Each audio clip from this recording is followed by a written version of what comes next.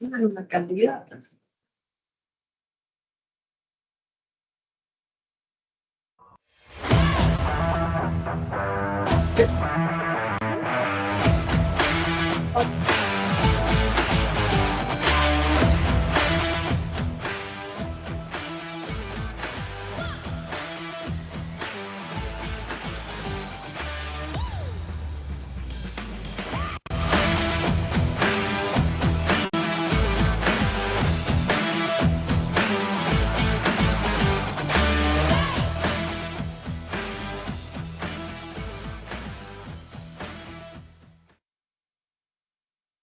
Vale, bienvenidos a la reunión del Comité de Finanzas de AmCham, hoy 28 de mayo. Soy Fernando Aguilar, chair del Comité de Finanzas para el periodo 2025-2026 y actualmente director en BDO Panamá.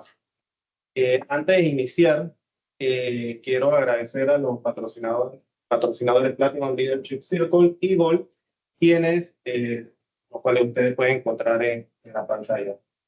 Nuestro invitado del día de hoy es Federico Williams, quien es gerente de Advisory en BDO Panamá y nos dará a conocer unos temas de mucho interés con relación a la ciberseguridad y a las necesidades tecnológicas para el sector financiero y bancario en Panamá. Y obviamente hay un tema de resiliencia operacional basado en los requerimientos de Basilea III. Entendiendo que Basilea III requiere que las entidades financieras y bancarias tengan un marco estructurado sobre gestión de riesgos en la parte de ciberseguridad y tecnológico, que incluye políticas, controles, para identificar, evaluar y mitigar ciertos riesgos. Entonces, también incluye así unas bitácoras de incidentes que forman parte material de las operaciones del banco. Así que, bueno, sin más nada que agregar, Federico, bienvenido y gracias por acompañarnos. Gracias a todos los presentes. Bueno, mi nombre es Fernando Federico Williams. Soy actualmente gerente de Advisory en la sección de Digital, en el equipo de servicios digitales en BDO, tanto para BDO Panamá como para BDO Interamérica. Como tal, nosotros como firma tenemos ya una historia tanto como marca como a nivel de presencia local en Panamá y en la región. Bueno, vamos a pasar esto rapidito porque si no nos quedamos contando la historia toda la tarde.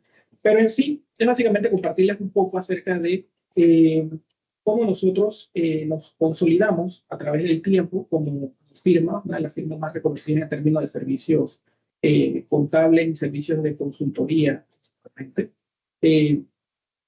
Como tal, bueno, centrado en una visión que tiene que ver con principalmente los recursos, el relacionamiento y la respuesta ágil de cara al cliente. Actualmente, bueno, tenemos una presencia global, como les mencioné, somos allá hoy día más de 120,000 personas alrededor del mundo en la firma. Como tal, tenemos una presencia también a nivel de América, más de 1,166 oficinas. Y en Panamá tenemos actualmente 5 unidades de negocio con más de 180 profesionales. Como les mencioné, unidades de negocio en la línea de advisory, auditoría, impuestos, servicios de negocio sourcing y servicios legales. Y a nivel de la región como tal, consolidamos lo que denominamos el Clúster Interaméricas, en el que básicamente entre los diferentes países de la región trabajamos como una única firma. Entonces, entrando un poco en materia de qué es lo que vamos a ver el día de hoy, la agenda se compone, vamos a ver un poco de la introducción de qué es lo que vamos a estar tratando a nivel de contenido, y vamos a enfocarnos en 4 pilares principales en términos de ciberseguridad desde diferentes puntos de vista. Por ejemplo, vamos a ver un poco acerca de lo relacionado al riesgo bancario al día de hoy, algunos datos estadísticos, información interesante que podemos encontrar hoy día. Vamos a tratar el tema de la confianza del cliente y la prevención del fraude, a ver un poco de resiliencia, operativa y continuidad y cumplimiento y gobierno. Entonces, como les comenté, bueno, como introducción, el propósito principal de la sesión es conectar un poco los términos de ciberseguridad con los términos de negocio y el crecimiento digital. Muchas veces vemos la ciberseguridad como un aspecto aislado en términos de qué cosas y por qué se hace, Sin embargo, todo está interconectado, todo lo relacionado a medidas de seguridad cibernética se conecta con los diferentes elementos a nivel de negocio.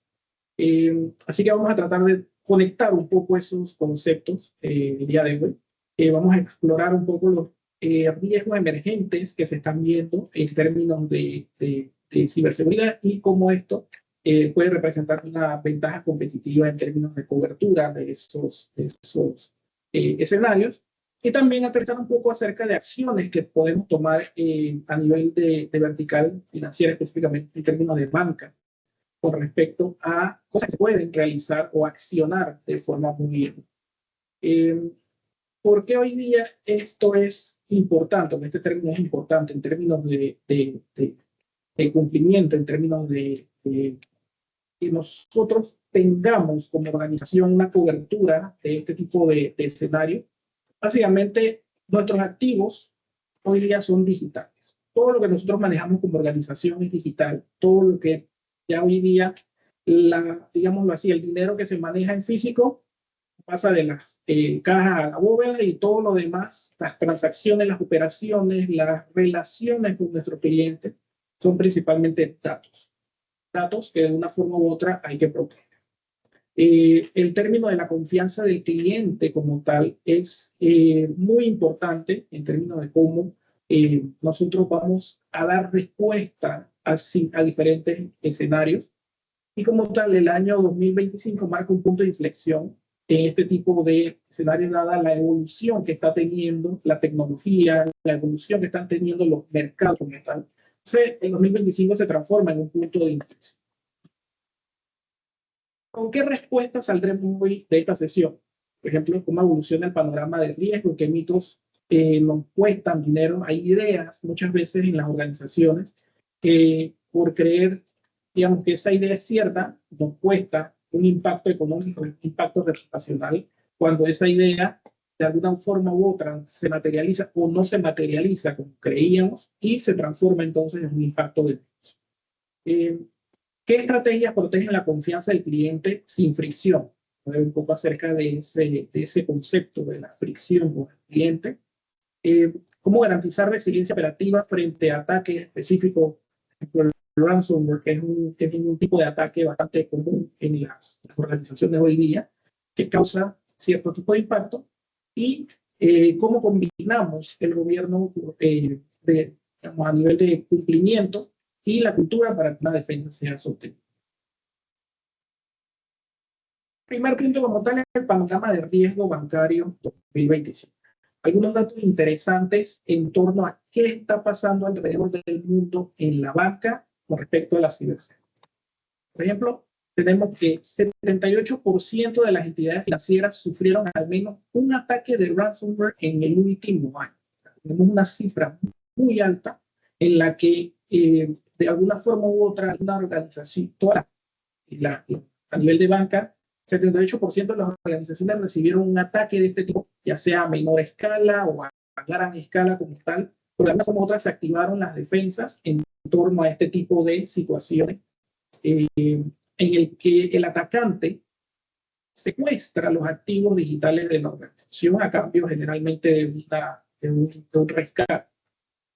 Entonces, ese número es bastante, digamos, relevante en este sentido con respecto a este tipo de ataques. Se están dando mucho, dado principalmente que es un ataque que va a retornar al atacante un beneficio económico directo en caso tal de que logre cumplir con su objetivo. En Latinoamérica, los ataques semanales por organización crecieron un 53% año tras año con respecto al año pasado. Estamos ante una oleada de situaciones de ciberseguridad que se están presentando y principalmente en la región como tal. O sea que de un año a otro hubo un incremento del 53% en este tipo de situaciones de riesgo que se han materializado de alguna forma en términos de ataque. 57% de las organizaciones reportan una brecha vía API en los últimos 24 meses. Hablamos de API, hablamos de interconexiones generalmente entre organizaciones. Por ejemplo, en términos bancarios, cuando se integra un banco con otro o el banco con alguna organización, utilizan conexiones a nivel de acceso de datos, de autenticación y de integración de datos entre una entidad y otra. Este tipo de conexiones como tal se ha visto, digamos, de alguna forma enfocado de parte de los atacantes de mayor manera en los últimos tiempos. Y hoy en día un dato muy interesante que es más del 50% del fraude, todo lo que son ataques principalmente en los que de alguna forma u otra hay una interacción para obtener un beneficio como tal, fraudulento. Este tipo de ataques, el 50% está utilizando inteligencia artificial en diferentes formas, textual, generativa, audio, video, deepfakes como tal, videos falsos, o sea que se ha ido evolucionando este concepto como tal y automatizando por parte de los atacantes este tipo de escenarios. Entonces tenemos ahí que ya ese tipo de ataque como tal, la mitad está aprovechando la inteligencia artificial para sus fines. Vamos a ver un poquito acerca de mitos y realidades, bueno, un poquito pequeños, pero vamos a mencionar 5 mitos que generalmente nos vamos a encontrar en la organización, de alguna forma u otra, ya sea en los departamentos de tecnología, en los cumplimientos, o incluso en las directivas como tal. Entonces, y algunos datos relacionados a estos mitos, ¿vale? Y en caso de que se materialice, el impacto que tiene. Por ejemplo, algo que muchas organizaciones dicen, la nube ya está 100% segura, yo tengo mi servicio con un proveedor global, Microsoft, Google, Oracle, IBM, etcétera, en la nube, y ya no me tengo que preocupar. Sin embargo, hay muchos aspectos en torno a este tipo de implementación que se deben cumplir. Por ejemplo, hay un 57% de las organizaciones sufrió al menos una brecha vía API en los últimos 24 meses, como mencionamos en el slide anterior. Esto, independientemente de dónde esté esa API, si está en la nube, si está en los servidores, si está dependiendo de dónde se ubique, independientemente de dónde se ubique, se puede materializar como tal un ataque. 31% de las brechas en la nube se deben a configuraciones humanas. La nube no es solamente conectar, poner y quitar y ya quedó funcionando. Esto tiene una cierta cantidad de medidas que se deben considerar al momento de la configuración. Por lo que los expertos deben realizar configuraciones específicas en torno al tipo de infraestructura que se está implementando en la nube. Entonces, ahí tenemos que muchas de estas brechas tienen que ver no con la tecnología, sino con configuraciones que son realizadas de forma.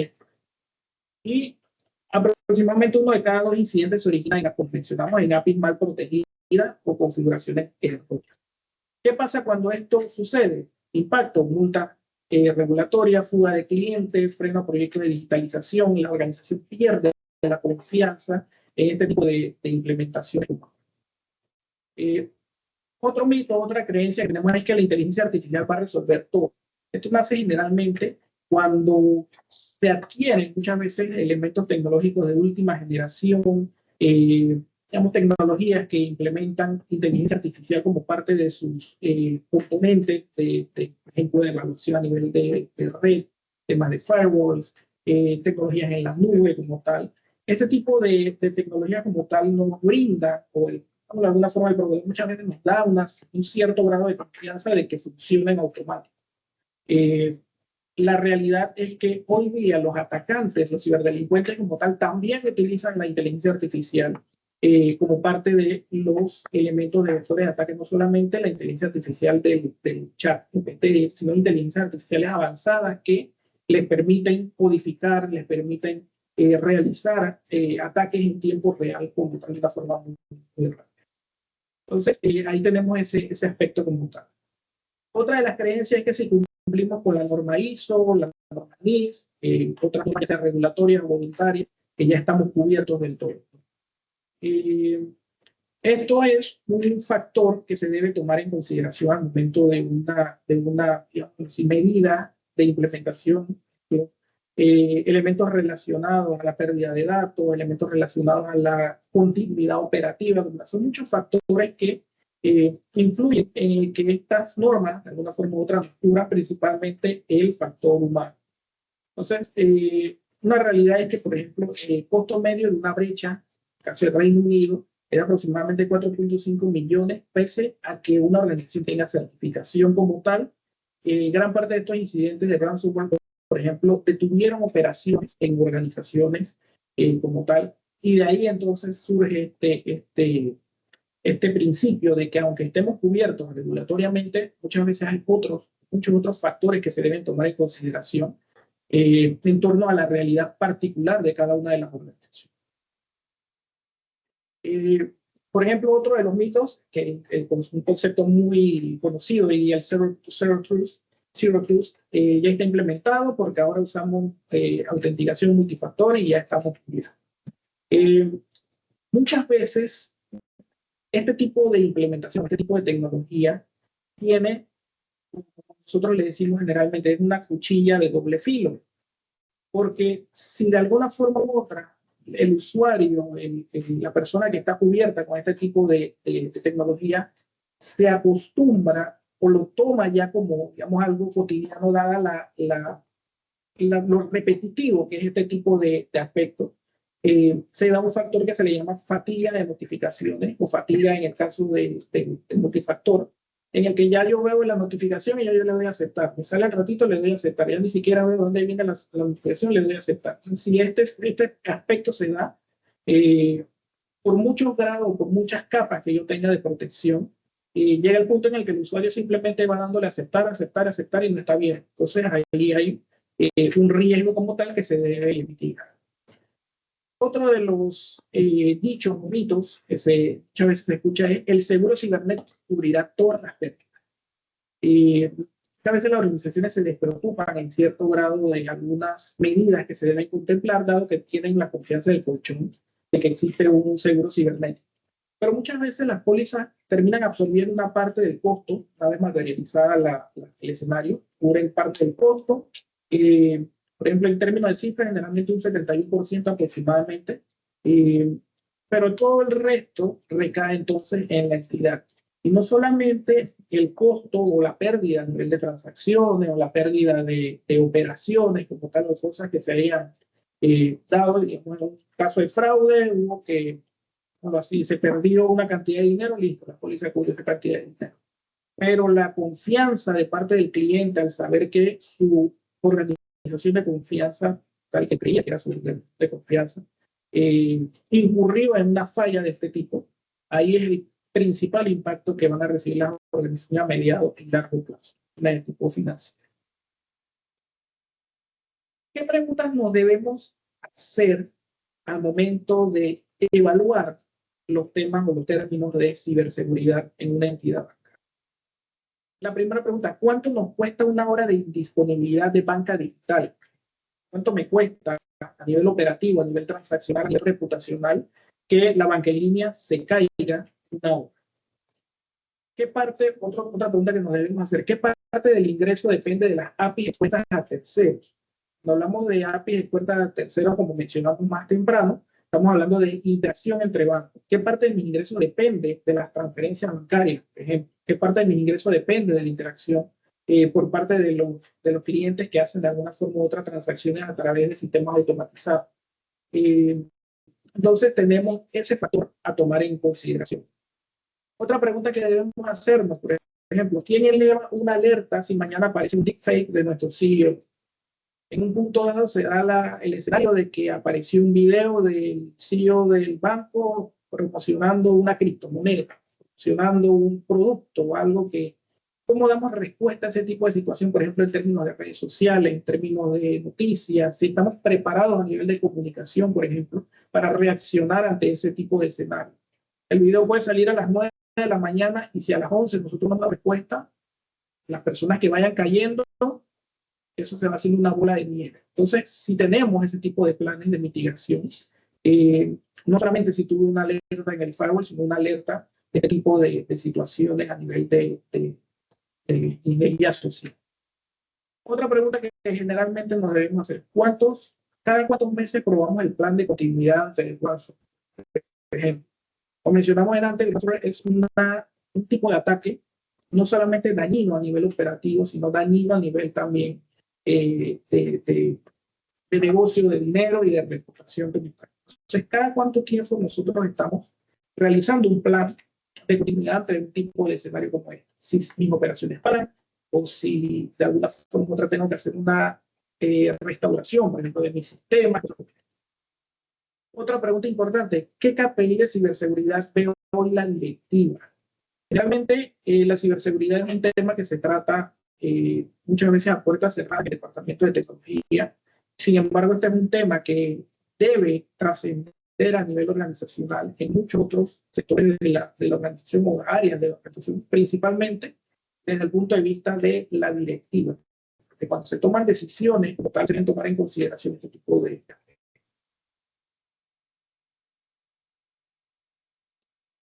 El siguiente punto que vamos a ver en esta sesión trata acerca de la confianza del cliente y la prevención del fraude. Como mencionaba, el tema del fraude, como tal, es un tipo de, llamémoslo, ataque que tiene un factor humano muchas veces en términos de materialización común. ¿Qué está pasando hoy en día en torno a los temas de fraude, tipo de ataque relacionado a pérdidas por fraude? Por ejemplo, en el 2023 se reportó en términos de pérdida como tal, 10.000 millones de dólares a nivel de pérdidas reportadas de la Federal Trade Commission, Estados Unidos. Este es un dato muy importante y representa un incremento del 14% con respecto al periodo anterior. Ataques avanzados con inteligencia artificial. 50% de los ataques ya utilizan, como mencionamos, inteligencia artificial generativa, deepfakes como tal, y eso ha representado un ataque, como mencionamos anteriormente, del 50% en términos de materialización total. Clientes afectados por fraude, clientes que experimentan transacciones fraudulentas, tal, han tenido un incremento del 29% en términos de un año contra el otro. Y tenemos una cifra de que, por ejemplo, al darse una situación como esta en la que el cliente se ve involucrado, digamos, de forma afectado por este tipo de situación, el 75% de los clientes cambian. Simple y sencillo como eso. Hay un factor de pérdida de confianza total en el que el cliente simplemente dice, ok, aquí no funcionó, vamos para otro. Llevan mi plata para. Confianza sin fricción. El término fricción generalmente se refiere a cuando tenemos un tipo de medida, un tipo de contingencia o control como tal, que de alguna forma u otra no le termina gustando, termina siendo de la total comodidad de los usuarios. Como mencioné hace un momento, por ejemplo, el multifactor. Entonces, cuando hablamos de términos de fricción como tal, la respuesta o el feedback que nosotros recibimos de parte de la persona que está en el medio de esta situación varía depende del grado de fricción, si es alta o baja. Por ejemplo, una medida de alta fricción como tal, el bloqueo en tiempo real. Sí, el bloqueo en tiempo real prioriza la seguridad, aumenta la lealtad del usuario como tal, porque se materializó la situación, pero de alguna forma u otra, si tenemos muchos bloqueos, si tenemos muchos falsos positivos como tal, eso desencadena que el usuario o el cliente esté incómodo. Digamos, tenemos un sistema de alerta interna a través de inteligencia artificial, machine learning, un sistema que identifica transacciones como sospechosas. Y el cliente, un cliente regular, y a cada rato le están saliendo alertas de transacciones sospechosas, se le bloquea la cuenta, tiene que estar llamando al servicio para que le desbloqueen la cuenta. Entonces, ahí hay un término de que si esa medida no está bien implementada, genera un grado de fricción con él. Eso, en términos de detección de fraude, por ejemplo, con inteligencia artificial, de una forma mitigando ese tipo de escenario, dado que el bloqueo en tiempo real o las medidas tradicionales por reglas son cuadradas. Si la transacción dice esto, hace esto, de alguna forma cumple con tal y tal parámetro, hay un bloqueo.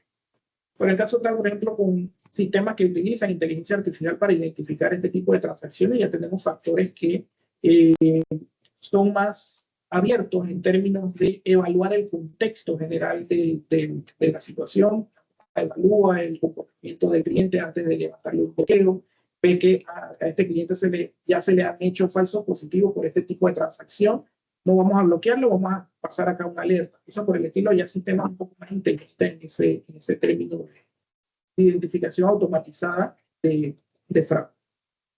Otro aspecto, por ejemplo, en términos de lo que tiene que ver con la interacción ya a nivel de experiencia del usuario, la clave de paso y el multifactor como tal. Por ejemplo, las llaves, al momento de realizar una transacción, ya el cliente no tiene que estar poniendo una contraseña más, el código, el nombre del primo, más un código, simplemente con una llave física, por ejemplo, ya el cliente tiene ese código autogenerativo donde él da paso a la transacción. Entonces, como esa facilita digamos, la interacción con el usuario final. En tiempo real, que nuestros sistemas de alguna forma u otra se estén interconectados, identificando este tipo de situaciones, que de alguna manera nos levante esas alertas y nos dé esa ventaja como tal de reaccionar ante algo que se pueda estar dando digamos, a nivel de situaciones de carácter. Blindar la confianza. Podemos blindar la confianza. Tenemos 3 pasos principales para pasar desde un sistema vulnerable a un sistema resiliente. Un sistema vulnerable es un sistema con riesgo de fraude, con fricción, con de una forma u otra no está funcionando de la manera que debería estar funcionando. Y un sistema que es más propenso a sufrir algún tipo de ataque o situación. Al otro lado tenemos un sistema resiliente donde estamos hablando ya de una probabilidad más baja de materialización de ataques o de situaciones de fraude, una alta confianza por parte del cliente y del usuario, una participación más digamos, familiar del usuario con respecto a sus planes. Entonces, entre estos 2 puntos, estos 2 extremos, hay 3 pasos que nos van a trazar un puente, un camino para poder llegar a ese escenario. Lo primero, un diagnóstico de fraude. ¿Qué es un diagnóstico de fraude? Un proceso que nos va a permitir mapear riesgos y priorizar ganancias con respecto a este tipo de escenarios. El diagnóstico de fraude es un proceso que se debe realizar en torno a cualquier tipo de escenario desde el punto de vista de cumplimiento de ciberseguridad, de herramientas, todo lo relacionado a la cobertura de la organización con respecto a este tipo de situación. Luego de eso, por ejemplo, la implementación de alertas, passkey, medidas que nos permitan blindar esa confianza de cara al cliente, darle comodidad como tal en el uso de las soluciones, en el uso de la plataforma. Y por último, la educación a los usuarios. No importa qué herramienta nosotros implementemos, qué medidas nosotros pongamos en curso sobre la mesa. Si nosotros no le brindamos al usuario, al cliente, a todos los que interactúan con esta plataforma, este tipo de sistemas, no le damos la capacitación como tal, no le damos ese factor de confianza en el uso de la herramienta, por ejemplo, lo que se le tecnología, generalmente se le denomina la gestión del cambio. Si nosotros no cubrimos ese factor como tal, vamos a tener un usuario que no va a estar aprovechando ese tipo de herramientas. Entonces son como 3 pasos para llegar a ese tipo de escenario cubierto en términos generales. Siguiente punto con respecto a nuestra realidad, la resiliencia operativa y la continuidad. Cuando hablamos de resiliencia operativa nos referimos a que nuestras plataformas estén cubiertas en términos de que sigan funcionando sin importar que se dé algún tipo de situación como tal o que esté cubierta en la mayor parte o en la mayor cantidad de controles o efectos que nos permitan poder dar continuidad al negocio. Hay un término que en tecnología, o ya hoy en día no solamente en tecnología, a nivel de la industria se le llama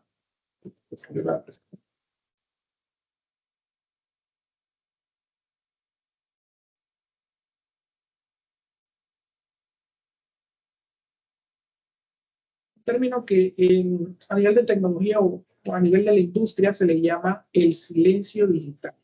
El silencio digital se refiere a cuando se da un ataque como tal y la organización queda offline.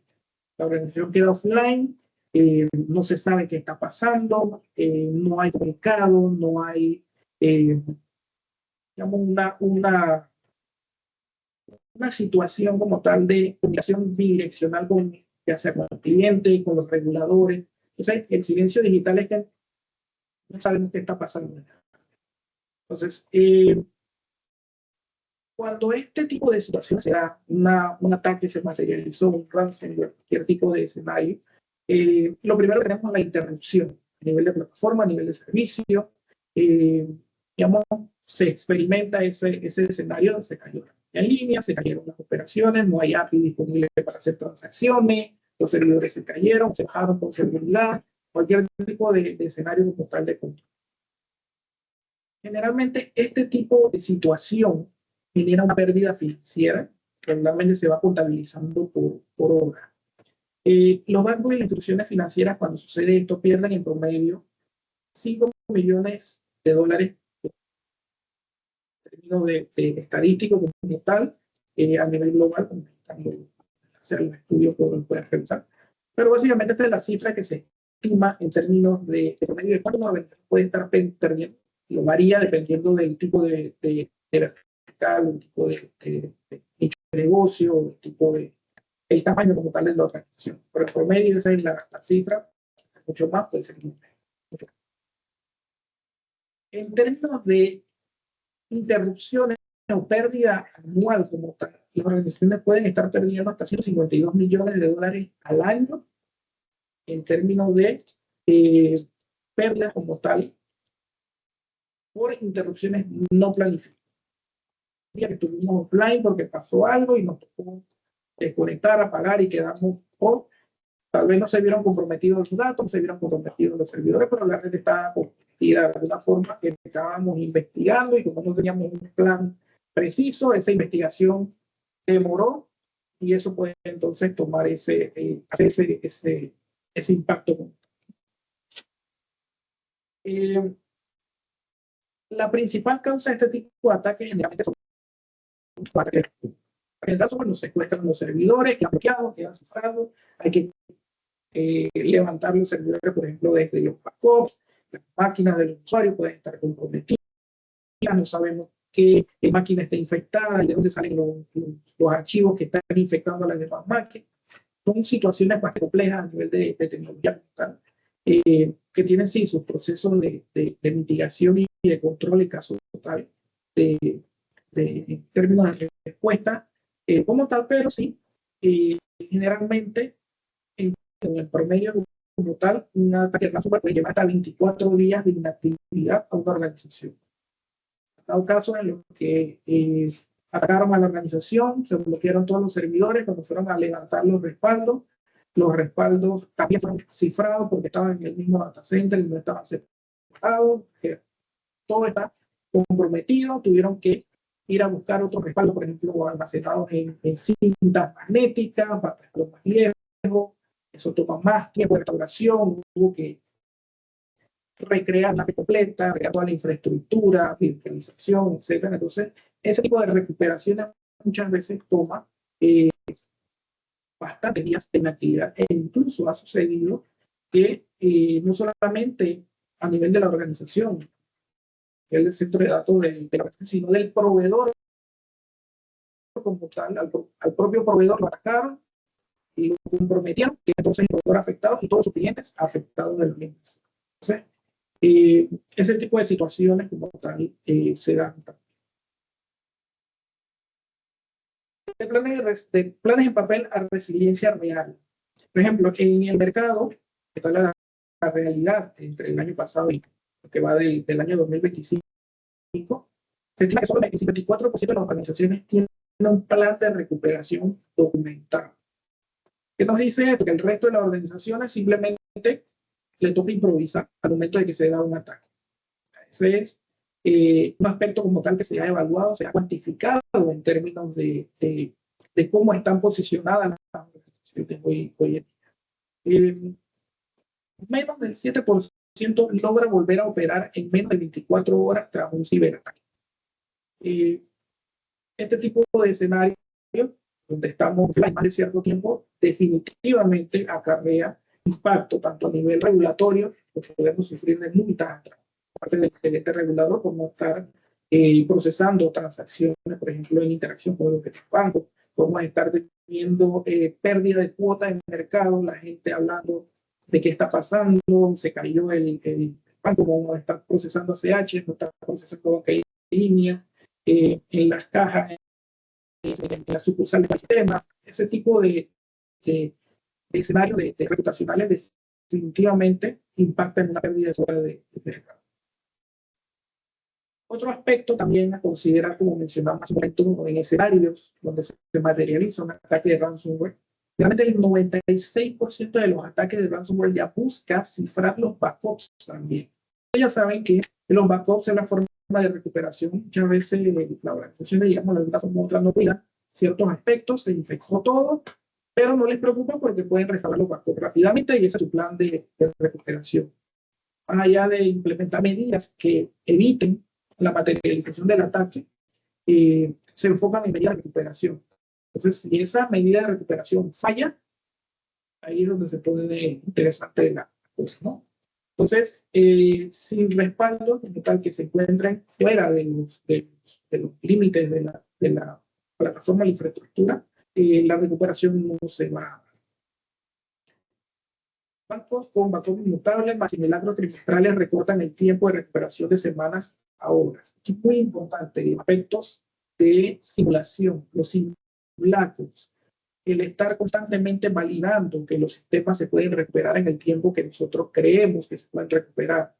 Porque en el papel, en la teoría, yo puedo decir, no, es un servidor como tal, esta plataforma utiliza 5 servidores y esos 5 servidores se recuperarían en términos de 2 horas, se restaurarían los backups y en 2 horas está listo.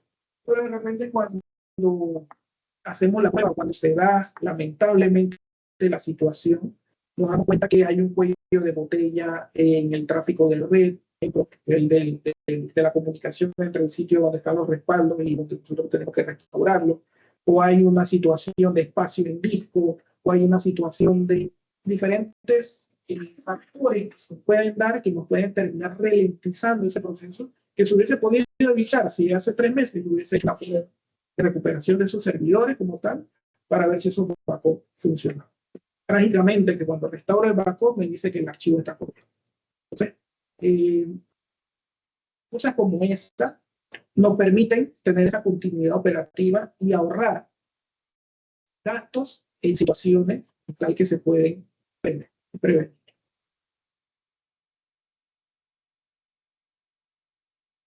Un ejemplo, digamos un caso, como tal, un escenario de revisión, un escenario de establecimiento del aseguramiento de la operatividad en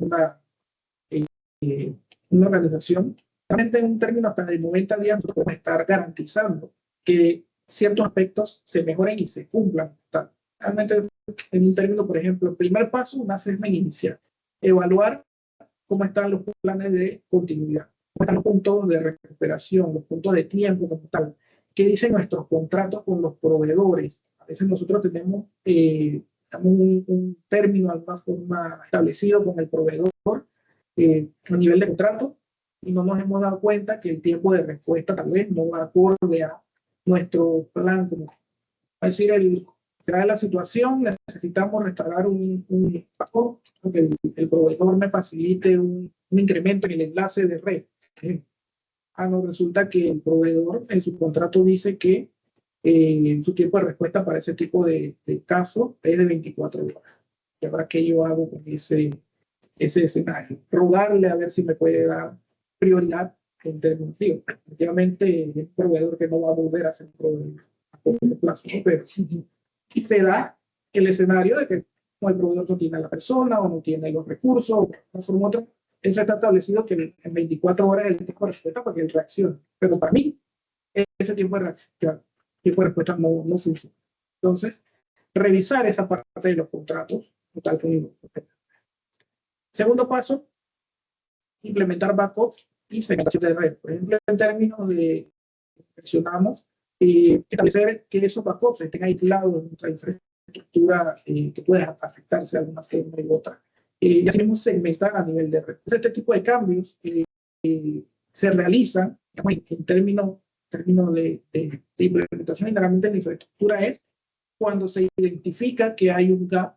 Estamos hablando del sector bancario. El sector bancario tiene alto grado de regulación, pero no vamos generalmente a encontrar situaciones de base o situaciones que por diseño inicial fueron estructuradas de esa forma, sino generalmente situaciones que por algún descuido, por alguien que no sabía, por alguna mala configuración como tal, se puede estar abriendo una brecha entre un punto A y un punto B que estar abierto. Entonces, generalmente, este tipo de correcciones puede estar incluso realizándose en muy corto periodo de tiempo para que nuestros backups y nuestros sistemas estén aislados de forma correcta. Y luego de eso, es importante realizar la simulación. Como el punto anterior, simulaciones que nos permitan garantizar que esos planes funcionan definitivamente. Esos escenarios nos van a permitir, como tal, realizar ajustes, digámoslo, en lo que son nuestras pólizas, por ejemplo. Muchas veces en las pólizas de ciberseguridad, cuando la aseguradora realiza su assessment, va encontrando también aspectos de que por esta y esta razón considero que hay un riesgo y tu cobertura no te puedo dar es la cobertura que tú estás esperando. Este es el tipo de cobertura que puedo dar. Entonces ya cuando nosotros vamos cubriendo y mitigando esos gaps y corrigiendo esos escenarios, yo puedo ir donde la aseguradora, oye, mira, estos puntos ya están cubiertos, necesito que reevaluemos, necesito que revisemos esa póliza, efecto de estar cubierto en caso de que se minimizó el efecto. Entonces, generalmente esto es cíclico, se realiza como tal, de forma periódica para poder realizar estos puntos de. Ahora vamos para otro tema muy importante en términos de cumplimiento, gobierno y cultura. Estos aspectos no son solamente tecnológicos cuando hablamos de ciberseguridad. Cuando hablamos de ciberseguridad, tiene que ir alineado a los factores de cumplimiento normativo, cumplimiento regulatorio, cumplimiento voluntario, incluso a nivel de los estándares que se implementen, las mejores prácticas a nivel del sector, a nivel de la industria, a nivel de los proveedores, junto a los fabricantes de los productos que nosotros utilizamos. Y muchas veces obviamos esas recomendaciones también. Todos esos aspectos se deben cubrir desde una perspectiva, de alguna forma, se le denomina el triángulo de cumplimiento: tecnología y proceso, normativa y negocio. Los tres aspectos están estrechamente interconectados cuando hablamos de términos de cumplimiento como tal, para poder dar cobertura, poder maximizar la cobertura de los aspectos de mitigación en términos de cobertura de la organización. Cuando hablamos de tecnología y procesos, principalmente los controles de herramientas que estamos utilizando para darle seguimiento a nuestra estrategia de cumplimiento, tecnologías de prevención de fraude, tecnología incluso de seguimiento a los controles de cumplimiento como tal, un caso que nos indique si estamos fallando en algún tipo de control específico, y esa información nos da una visibilidad, un KPI a nivel de proceso que se debe atender, ¿no? La normativa nos dice el qué hacer, ¿tal? Que nos indica el marco regulatorio, dependiendo de la ubicación, del tipo de entidad como tal, el tipo de relación de negocio que nuestra entidad va a establecer. Por ejemplo, hay normativas locales, hay normativas regionales, hay normativas globales, tal que si yo quiero realizar algún tipo de negocio, una tipo de producto o relación al cliente específico, yo tengo que cumplir con ciertas normativas. Entonces ahí, un ejemplo, normativas europeas para términos de gestión de bolsa, de un escenario. Entonces, ahí dependiendo del tipo de banca que yo estoy desarrollando como tal, me va a dar ese tipo de normativas que yo voy a tener que cumplir sí o sí. Y como tal, a nivel de negocio, todo lo que tiene que ver con las metas y la rentabilidad, desde el punto de vista de riesgo como tal, que van a definir esas decisiones a nivel de. Como mencionamos, la ciberseguridad gira en torno a un concepto principalmente de cultura. Nosotros, por más que tengamos tecnología, por más que tengamos los mejores productos, que tengamos las mentes más brillantes en términos de defensa y ciberdefensa ambiental, si no hay una cultura organizacional como tal, no vamos a lograr el objetivo como tal de proteger a la organización. Entonces, en este aspecto, tenemos que tomar en consideración que vamos a pasar del miedo a la confianza. Esto se logra con cuatro aspectos principales que se deben abordar. Uno, un liderazgo visible, que la organización esté involucrada en todos los aspectos relacionados a la ciberseguridad y al cumplimiento, que nos brinde las herramientas, ya sea de tecnología, el departamento de cumplimiento, que la propia directiva como tal refuerce ese compromiso con respecto a la ciberseguridad. Entonces, eso es muy importante. Si el usuario final no está viendo que los directores le ponen cuidado a ese tema, o se hace un simulacro y no participa, o dan una respuesta de repente en un correo masivo que da que decir, cosas por el estilo, si se refleja que no hay un liderazgo, un empuje en torno a este tipo de iniciativa, la iniciativa simplemente no cambia. Eso va relacionado también a los valores compartidos. En términos de valor como tal, la ciberseguridad se tiene que ver como una propuesta de valor a la organización y de cara a los usuarios como tal y no como un obstáculo. Es muy importante ese aspecto de comunicación, ese aspecto de relación del usuario final con respecto a la implementación de medidas de mitigación o medidas que de alguna forma u otra van a proteger a la organización. Otro aspecto importante, la transparencia. El reportar los incidentes sin culpa fomenta el aprendizaje colectivo. Si se da un incidente, si se da una situación y tratan de taparlo, el departamento responsable, o el departamento entra en disputa, vamos a decir, el cumplimiento con tecnología, yo te dije, tú me dijiste, y se tiran la pelota o tratan de cubrirse el uno al otro. Todo ese tipo de situaciones genera en la organización un entorno de desconfianza. Entonces, la transparencia se debe, digamos, cultivar en todos los departamentos relacionados, desde los departamentos operativos, como tal, de que si se da una situación, factor humano, factor de desconocimiento, lo que sea, la persona tiene que reportarlo, la persona tiene que declararlo, tiene que escalarlo, tiene que buscar la manera de que se disparen los mecanismos de defensa y protección de la organización. Porque si, digamos, yo mandé un correo con unas números de tarjeta y información que no debía ir ahí en ese correo y yo me quedo callado, eso es una bola de nieve. Una bola de nieve que tarde o temprano va a regresar. Entonces, ese tipo de situaciones, como cuando se me perdió la laptop del trabajo y viernes y no, yo el lunes yo ¿qué hago? Tiene que haber una línea directa donde uno llama e indica, oye, equipo perdido, listo, disparamos las medidas de bloqueo, de blanqueo de ese equipo, todo ese tipo de escenarios como tal de mitigación. Pero si el usuario, el ente involucrado, no dispara, no levanta la bandera, porque no hay un factor de transparencia como tal que se haya cultivado, no se va a dar el mecanismo, no va a funcionar. Y eso tiene que ver directamente con el cuarto punto de los refuerzos positivos. Todos esos microaprendizajes, todos esos procesos, por ejemplo, de gamificación, de hacer juegos en torno a los términos de ciberseguridad, el reconocimiento público, cuando una persona actúa de forma positiva. Todo eso fomenta el compromiso de los usuarios con respecto a la participación en este tipo de procesos.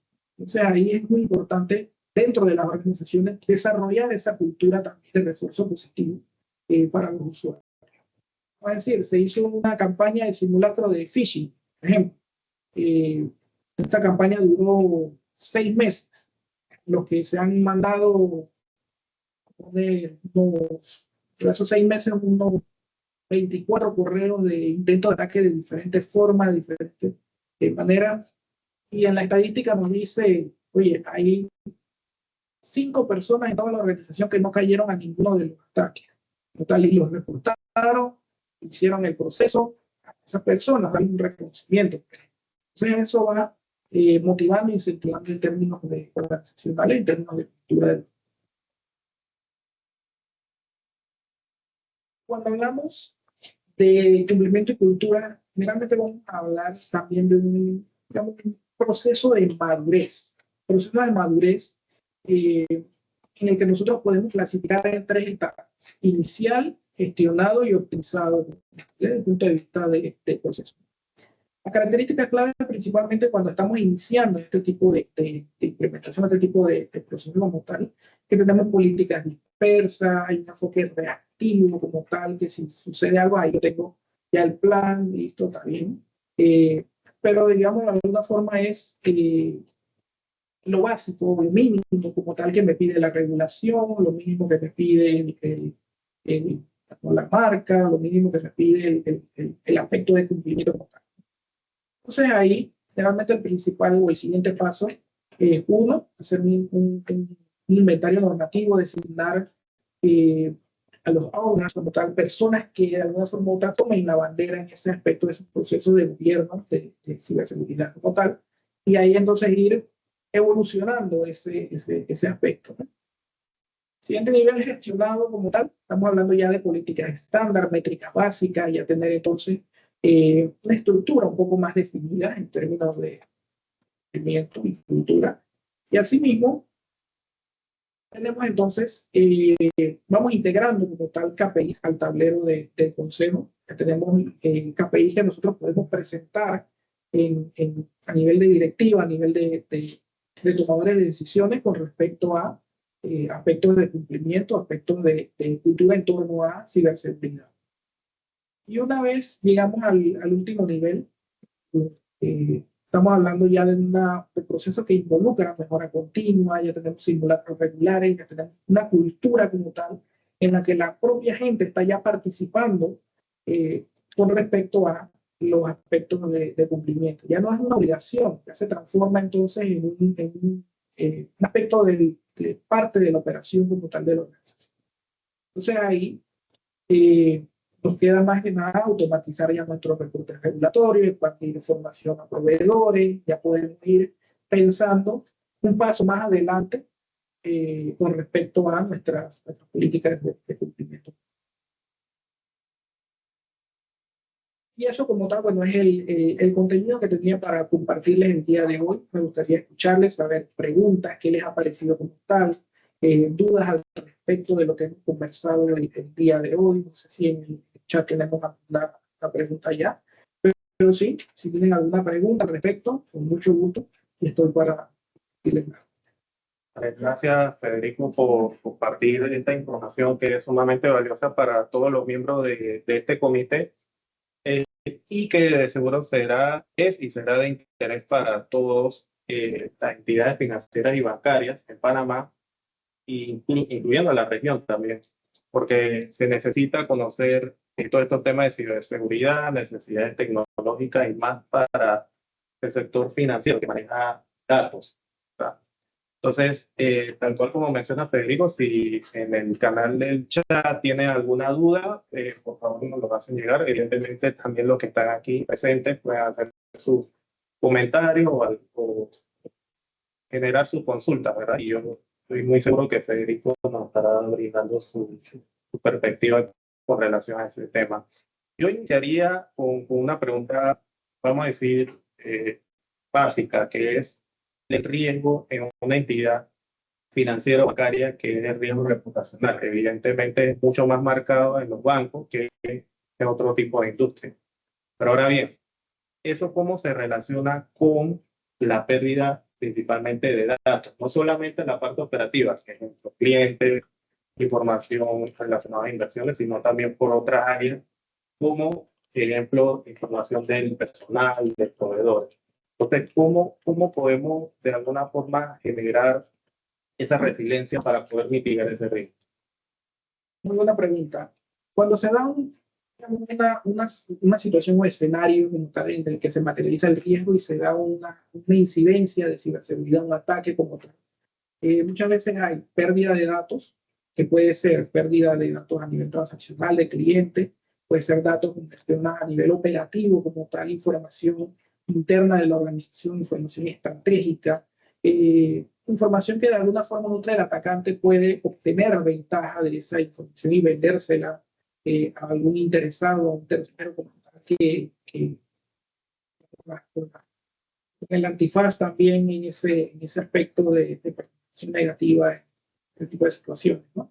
Pero sí se da ese escenario como tal y las medidas de mitigación tienen que ir alineadas a los diversos escenarios que se pueden dar.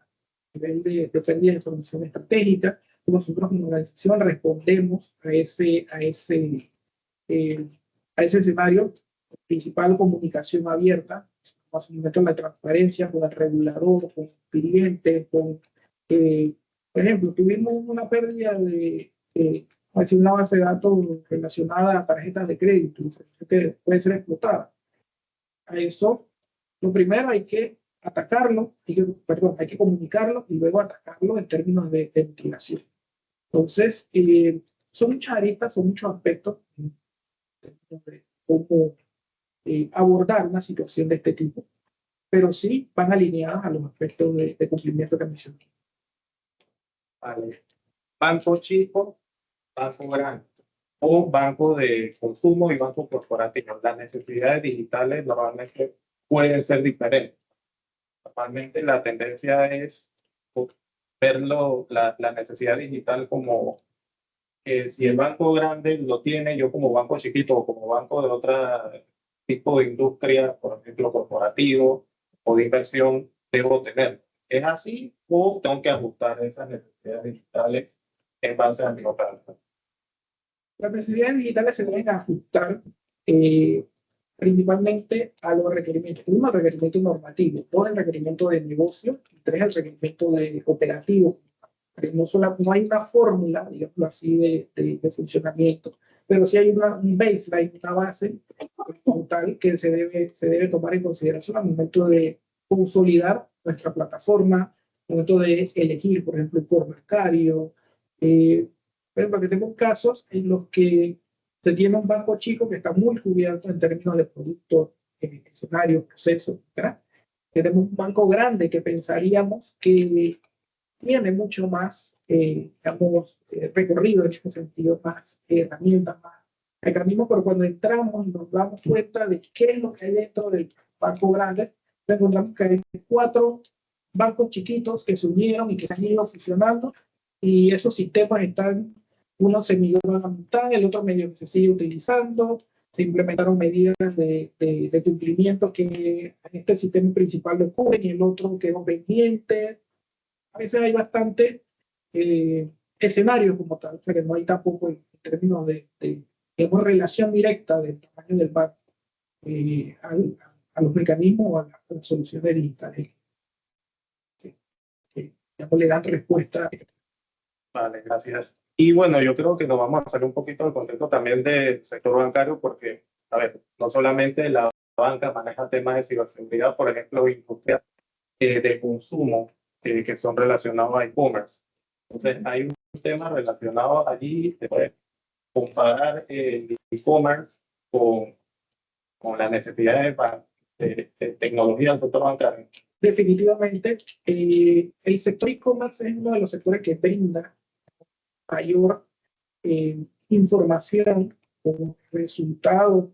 Muchas veces el sector e-commerce funciona como sandbox o conejillo de India de los atacantes, dadas, digamos, el mayor volumen a nivel transaccional, la mayor cantidad como tal de negocio y de escenario y variantes. O sea que el sector principalmente el retail, en términos de e-commerce, y negocio y la de compra global y todo esto, pero principalmente el retail y las tiendas como tal, sí generan mucha información de este tipo de ataques, principalmente porque es una industria no regulada, una industria que nos va, al atacante le va a dar una facilidad mayor de poder desarrollar productos, llamémosle así, de probarlos, de ejecutarlos, de obtener incluso dinero para poder desarrollar ataques a mayor escala.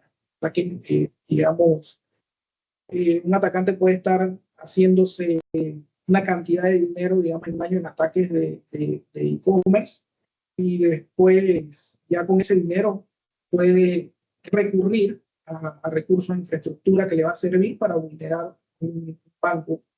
O sea que sí, hay una relación estrecha entre los resultados que obtienen los atacantes en este tipo de ataques en otras industrias y lo que puede estar reflejando en la banca.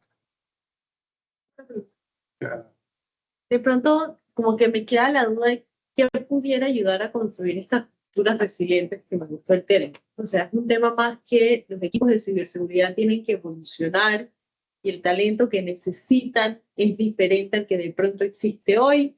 Es un tema más de que tiene que salir solamente el equipo de ciberseguridad y que realmente, no sé, haya embajadores por área o algo para que haya esta cultura cibersegura. O sea, ¿cuál sería, digamos, el escenario ideal al que la banca tuviera que llegar, ¿no? Excelente pregunta. El escenario ideal es un escenario en el que, digamos, el concepto de ciberseguridad permee en todas las áreas como algo común, un lenguaje digamos, que pueda ser digerido por cualquier persona en la organización. Porque si te digo, no, vamos a mandar a las personas de ciberseguridad que se comuniquen con el usuario final, eso no va a resultar. Hay un tema de comunicación intermedia, tal un desarrollo de una estrategia de gestión del cambio. El personal de ciberseguridad es un personal muy técnico, personal altamente técnico en términos de los conceptos que manejan. Tenemos personas que son, digamos, un crack ante una consola, pero si le preguntas qué está haciendo, no te lo puede decir, no te lo puede explicar. Entonces, es importante tener esos puntos intermedios, esos embajadores como tal, a nivel de los departamentos, de la parte de operativa, funcional y mucho apoyo con el área de cumplimiento. Que cumplimiento no sea simplemente quien hace los formularios y quien hace el proceso y quien verifica si lo cumpliste o no cumpliste, así decirlo, sino que sea un ente también participativo en este tipo de procesos. Que el usuario pueda entender el porqué de una medida es muy importante. Esa parte del entendimiento de por qué él debe, cuando reciba una notificación del multifactor, tomarla en serio y verificar, por ejemplo, de dónde viene, qué dispositivo está, así soy yo. Todo ese tipo de aspectos como tal se tienen que desarrollar de cara al personal, como tal, en el caso del personal interno, incluso en el caso del cliente también hay que digamos, cultivarle esos temas de por qué el token, digamos, por qué si abres aquí se cierra acá, por qué la sesión tiene tal vez un tiempo limitado. Muchas veces el usuario, el cliente final tampoco entiende esos aspectos. Y ahí crea el concepto de fricción que mencionamos. Pero sí, todo radica en que las personas puedan recibir un mensaje digerible. Muchas veces ese mensaje se va transformando entre diferentes escalas de la organización, pero sí es importante que vaya en esa dirección. Gracias. Vale. Y una pregunta generalizada a nivel corporativo, de muchas corporaciones que manejan datos. ¿Por qué me bloquearon el chat GPT? Entonces, ¿eso tendría algún sentido? Sí tiene sentido porque debe ir alineado con una estrategia de uso, solamente porque la inteligencia artificial generativa como tal tiene un componente que es el componente de entrenamiento. El componente de entrenamiento básicamente es que lo que nosotros le estamos proporcionando a una inteligencia artificial, ella lo está utilizando también para aprender y para dar respuestas más adelante. Entonces, cuando se implementa un tipo de inteligencia artificial, se debe tener la seguridad y el control también a nivel de cumplimiento de que estos modelos, por ejemplo, no se estén entrenando con data confidencial. Ese tipo de controles se pueden gestionar dependiendo del proveedor como tal, dependiendo de